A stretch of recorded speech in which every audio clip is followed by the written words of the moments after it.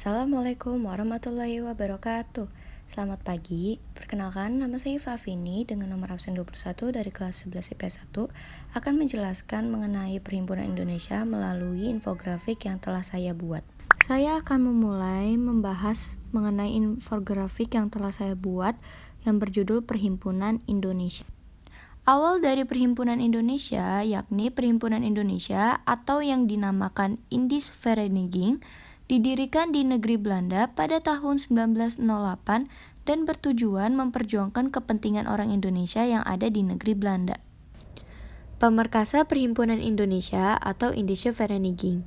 Indische Vereniging berdiri atas prakarsa Sultan Kasanjangan Soripada dan R.M. Noto Suroto yang tujuan utamanya ialah mengadakan pesta dansa-dansa dan pidato-pidato. Yang difoto di atas merupakan para pengurus Perhimpunan Indonesia yang dapat dilihat dari sebelah kiri menuju kanan. Terdiri dari Gunawan Mangunkusumo, Muhammad Hatta, Iwa Kusuma Sumantri, Sastro Mulyono, dan R.M. Sartono. Lalu, pada tahun 1913, Ki Hajar Dewantara dan Dr. Cipto Mangunkusumo bergabung dalam Indische Vereniging, yang menyebabkan perubahan dalam organisasi tersebut. Organisasi ini mulai terlibat dalam kegiatan politik. Bahkan tahun 1922 mulai menggunakan nama Indische Vereniging untuk memperkuat kebangsaannya dan terjun ke politik.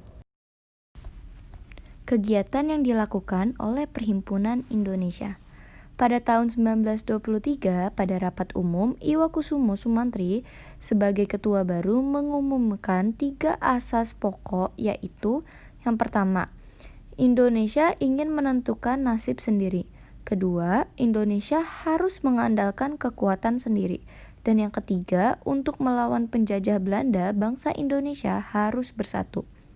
Kegiatan Perhimpunan Indonesia diisi dengan ada upaya propaganda melalui majalah Hindia Poetra, kemudian menjadi Indonesia Merdeka pada 1924, tentang ide-ide nasionalisme dan mendukung organisasi politik lainnya agar memiliki tujuan yang sama, mencapai Indonesia Merdeka dengan prinsip non-kooperatif radikal.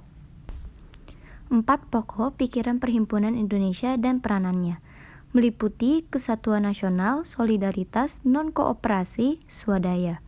Tahun 1924, istilah Indische diganti menjadi Indonesia.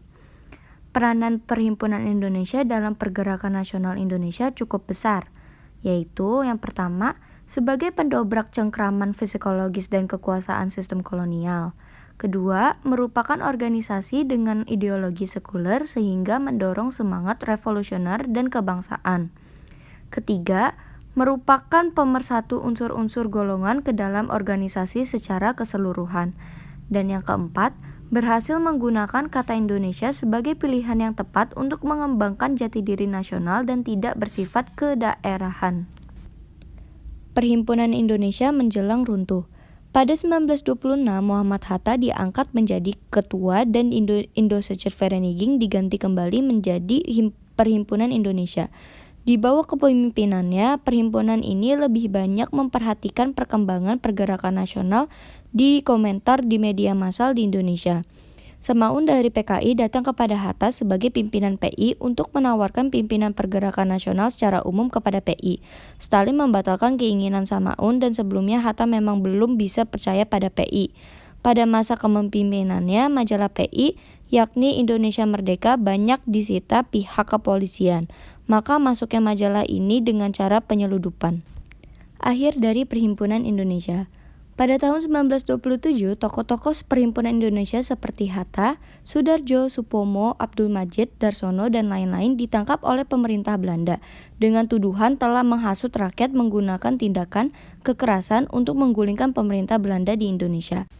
Tujuan dari dibuatnya infografik Perhimpunan Indonesia seperti ini bukan untuk menjatuhkan atau sekedar memberitahu, tapi untuk menyadari kita bahwa para pahlawan atau orang terdahulu yang telah sangat berusaha untuk memerdekakan bangsa kita dapat kita jadikan sebagai pelajaran, maupun itu kegagalan dan keberhasilannya. Dan dapat memotivasi kita dan merangsang kita sebagai generasi penerus untuk melanjutkan perjuangan mereka, karena perjuangan mereka Dan kita tidak hanya sampai di sini. Masih ada permasalahan-permasalahan yang akan datang lagi di masa yang akan datang, apalagi dari bangsa kita sendiri. Sedikit pesan, sejarah itu ada bukan untuk hanya sekedar diingat, apalagi untuk dilupakan, tapi untuk dipelajari setiap momen peristiwanya, kegagalan maupun keberhasilannya, untuk menjadikan kita sebagai manusia yang lebih baik lagi dalam menjalani hidup. Mohon maaf atas kurang lebihnya. Sekian, terima kasih. Semoga bermanfaat ya.